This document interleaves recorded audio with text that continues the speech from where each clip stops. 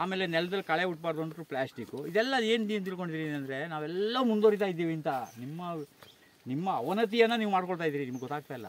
ನಿಮ್ಮ ಕಾಲ ಮೇಲೆ ತೆಗೆದು ದಪ್ಪ ಕಲ್ಲು ಎತ್ತಾಕೊಳ್ತಾ ಇದ್ದೀರಿ, ದಪ ದಪ ದಪ ದಪ ಅಂತ. ಪ್ಲಾಸ್ಟಿಕ್ಕು ತುಂಬ ಡೇಂಜರಸ್, ಭೂಮಿಗೆ ಹಾಸ್ತಾರಲ್ಲ, ಅದು ತುಂಬ ಅಪಾಯ.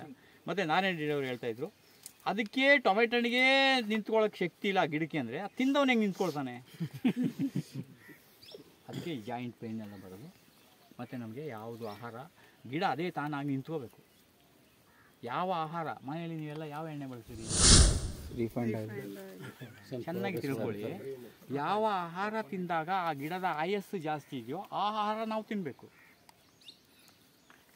ಎಣ್ಣೆಗಳಲ್ಲಿ ಕಡಲೆಕಾಯಿ ಎಣ್ಣೆ ಒಳ್ಳೆಯದು, ಬಟ್ ಅದು ಗಿಡದಕ್ಕೆ ಆಯಸ್ಸು ಎಷ್ಟು ದಿನ? 3 ತಿಂಗಳು. ಸೂರ್ಯಕಾಂತಿ, ಸಾಸಿವೆ 3 ತಿಂಗಳು.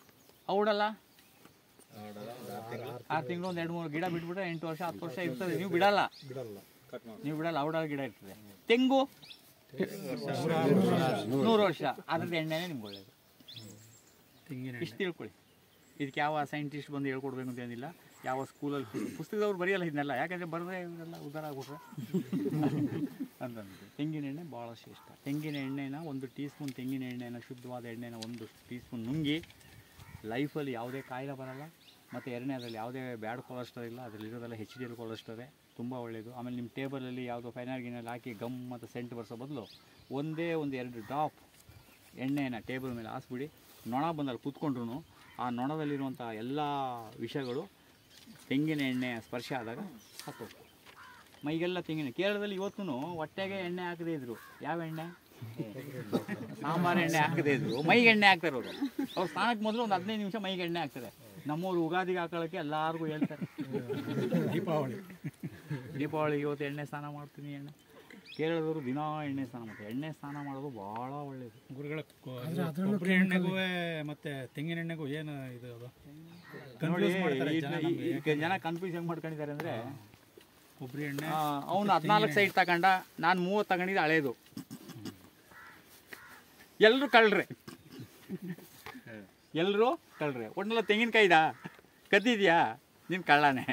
ಇಲ್ಲ ಅವನು 14 ಸೈಟು, ನಂದು 30 ಸೈಟು, 84ನೇ ಇಸ್ವಿದು, ನಾನು ಹುಡುಗ, ನನಗೆ ಗೊತ್ತಾಗಲಿಲ್ಲ, ನಮ್ಮ ಅಪ್ಪ ತೆಗೆಸ್ಕೊಂಡ್ಬಿಟ್ಟ ಅಂತ ಇನ್ನೊಬ್ಬ ಹೇಳ್ತಾನೆ.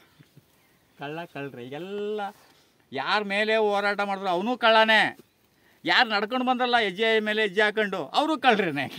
ನಮ್ಮ ಸ್ಥಿತಿ ಹೆಂಗಾಗಿದೆ ಅಂದರೆ, ನಾವು ಯಾರಾದರೂ ಪ್ರಶ್ನೆ ಮಾಡಿಬಿಡ್ತೀವಿ ಅಂದ್ಬಿಟ್ಟು ಅವರೆಲ್ಲ ಸುಮ್ಮನೆ ಕಚ್ಚಾಡೋದು. ಊಟಕ್ಕೆಲ್ಲ ನೋಡಿರಾ ಟೇಬಲೆಲ್ಲ ಕೂತ್ಕೊಂಡು ಆರಾಮಾಗಿ ಕೂತ್ಕೊಂಡು ತಿಂತಾರೆ. ಬಿಟ್ಬಿಡಿ.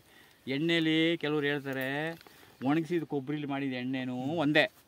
ಕೆಲವ್ರು ಹೇಳ್ತಾರೆ ಇದು ಸರಿ ಇಲ್ಲ, ನಾವು ವೆಜ್ಜಿನಿಂದ ವರ್ಜಿನ್ ಕೋಕೋನಟ್ ಆಯಿಲ್ ಮಾಡ್ತೀವಿ, ಅದನ್ನು ತೆಗೆದು ನೀನು ಕಾಯಿಸ್ತೇ ತಾನೆ. ಅದಕ್ಕೆ BM ಹೆಗ್ಡೆ ಭಾಳ ಚೆನ್ನಾಗಿ ಹೇಳ್ತಾರೆ, ನಿಜವಾದ ಎಣ್ಣೆ ನೀವು ಮಾಡಬೇಕಾದ್ರೆ ತೆಂಗಿನಕಾಯಿಯನ್ನು ಹಾಲು ಮಾಡ್ಕೊಳ್ಳಿ, ಫ್ರಿಡ್ಜಲ್ಲಿ ಇಟ್ಬಿಡಿ. ಕಾಯಿಸಲ್ಲ ಅಲ್ಲಿ, ಫ್ರಿಡ್ಜಲ್ಲಿ ಇಟ್ಬಿಡಿ. ಮೇಲ್ಗಡೆ ತೇಲ್ತದಲ್ಲ ಅದು ಎಣ್ಣೆ. ನಮ್ಗೆ ಅದಕ್ಕೆಲ್ಲ ಏನಂದರೆ ಅಗದು ತಿನ್ನಿ, ಅದು ಇನ್ನೂ ಒಳ್ಳೆ ಎಣ್ಣೆ. ಎಳ್ನೀರು ಕುಡೀರಿ, ಅದು ಒಳ್ಳೆ ಎಣ್ಣೆ. ಆಮೇಲೆ ತೆಂಗಿನಕಾಯಿನ ಸಾಂಬಾರಿಗೆ ಡೈಲಿ ಬಳಸಿ, ಅದು ಒಳ್ಳೆಯದು.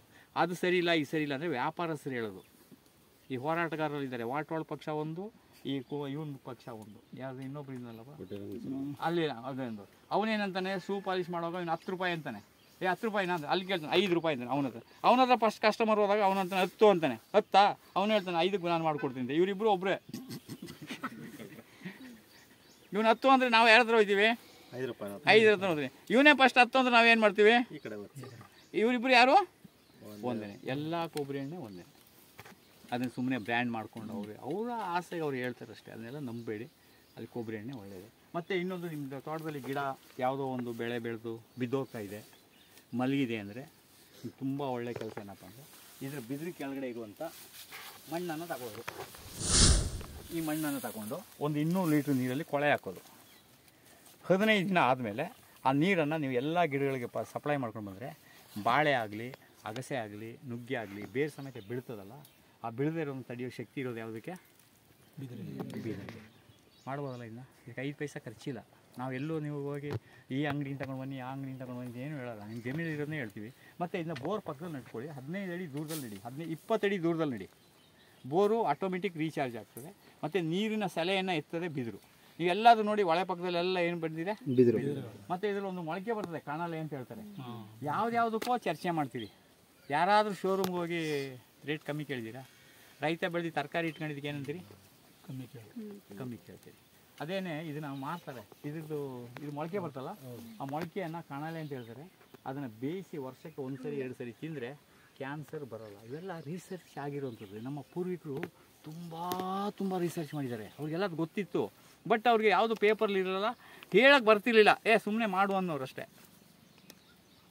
ಸುಮ್ಮನೆ ನೀನು ಅರಳಿ ಮರ ಸುತ್ತ ಪ್ರದಕ್ಷಿಣೆ ಹಾಕಪ್ಪ ಅನ್ನೋರು. ಯಾಕೆಂತ ಅವ್ರಿಗೆ ಗೊತ್ತಿರಲಿಲ್ಲ. ಅರಳಿ ಮರದ ಕೆಳಗೆ ತಿಂತಾಗ ಆಕ್ಸಿಜನ್ ಜಾಸ್ತಿ ಬರ್ತದೆ. ಮತ್ತು ಎರಡನೇ ಆ ಚಳಿಲಿ ಎದ್ದು ಮೂಲತೋ ಬ್ರಹ್ಮರೂಪಾಯ ಮಧ್ಯತೋ ವಿಷ್ಣು ರೂಪಿಣಿ ಆಗತ್ತ ಶಿವರೂಪಾಯ ವೃಕ್ಷರಾಜಾಯತೆ ನಮಃ ಅಂತ ಹೇಳ್ಕೊಂಡು ನೀವು ಪ್ರದಕ್ಷಿಣೆ ಹಾಕಿದಾಗ 108 ರೌಂಡು ಎಷ್ಟಾಯ್ತಾಗ? ಸುಮಾರು ಒಂದು 6-7 ಕಿಲೋಮೀಟ್ರು. 6-7 ಕಿಲೋಮೀಟ್ರ್ ನೀನು ನಡ್ಕೊಂಡು ಬಂದಾಗ ನಿನ್ನ ಆರೋಗ್ಯ ಉದುರಿ ಆಗ್ತದ ಕಮ್ಮಿ ಆಗ್ತದ? ಮತ್ತು ಅದು ಬೆಳಿಗ್ಗೆ ಆ ಚಳಿ ನಡ್ಕೊಂಡು ಹೋಗಿ ಆ ಮರದ ಕೆಳಗಡೆ ಕುತ್ಕೊಂಡು ಹೆಚ್ಚು ಆಕ್ಸಿಜನ್ ಕೊಡುವಂಥ ಮರ ನಿಮ್ಮ ಅರಳಿ ಮರ. ಅದಕ್ಕೆ ನಿಮ್ಮ ಜಮೀನಲ್ಲಿ ಒಂದು ಅರಳಿ ಮರ ಇರಲೇಬೇಕು, ಒಂದು ಹತ್ತಿ ಮರ ಇರಲೇಬೇಕು, 10 ಹೊಂಗೆ ಮರ ಇರಲೇಬೇಕು, ಆಮೇಲೆ ಬಿಲ್ಪತ್ರೆ ಮರ. ಈ ಥರ ಮರಗಳನ್ನೆಲ್ಲ ಹಾಕ್ಕೊಳ್ಳಿ. ಈ ಬಿದಿರು ಮತ್ತು ನಿಮಗೆ ಎಲ್ಲ ತುಂಬ ಟೆನ್ಷನ್ ಆದಾಗ ಈಗಲೆಲ್ಲ ಟೇಬಲ್ ಮೇಲೆ ಇಟ್ಬಿಟ್ಟು ವಾಸ್ತು ಅಂದ್ಬಿಟ್ಟು 3,000-4,000 ರೂಪಾಯಿ ತಗೊಳ್ತಾರೆ ಗಿಡಕ್ಕೆ. ಅದ್ರ ಬದಲು ಇಲ್ಲೊಂದು 15 ನಿಮಿಷ ಕೂತ್ಕೊಳ್ಳಿ. ನಾನು ಎಷ್ಟೋ ಸಾರಿ ನಮಗೂ ಸಮಸ್ಯೆಗಳು ಬರ್ತವೆ, ಕೂತ್ಬಿಡ್ತೀನಿ ಇಲ್ಲಿ, ಸುಮ್ಮನೆ ಕೂತ್ಬಿಡ್ತೀನಿ ಇಲ್ಲಿ. ತುಂಬ ಒಳ್ಳೆಯದು. ಆ ಪಾಸಿಟಿವ್ ಎನರ್ಜಿ ಇದೆ. ಮತ್ತು ಯಾವುದೇ ಕಾರಣಕ್ಕೂ ಇದು ಒಣಗಲ್ಲ. ಮತ್ತು ಆಶ್ರಯ ಸಚಿವನೇ ಆಗಬೇಕು ಅಂತೇನಿಲ್ಲ. ಸಾವಿರಾರು ಪಕ್ಷಿಗಳು ಬಂದು ಇಲ್ಲಿ ಏನು ಮಾಡ್ತಾರೆ ನೋಡಿ, ಅಲ್ಲೊಂದು ಬಿದಿರು ಎಷ್ಟು ದಪ್ಪ ಹೋಗ್ತದೆ ನೋಡಿ, ಅಲ್ಲಿ ಕಾಲರ್ ಕಾಣ್ತದೆ ಆಮೇಲೆ. ಆದರೂ ನಾವೇನು ನುಗ್ಗಿ ಏನೋ 1-2 ಕದ್ದು ತಿನ್ಬೋದು. ಪ್ರತಿ 15 ತಿಂತಾ ಇದ್ದರೆ ಬಿದಿರು ಬರೋಲ್ಲ.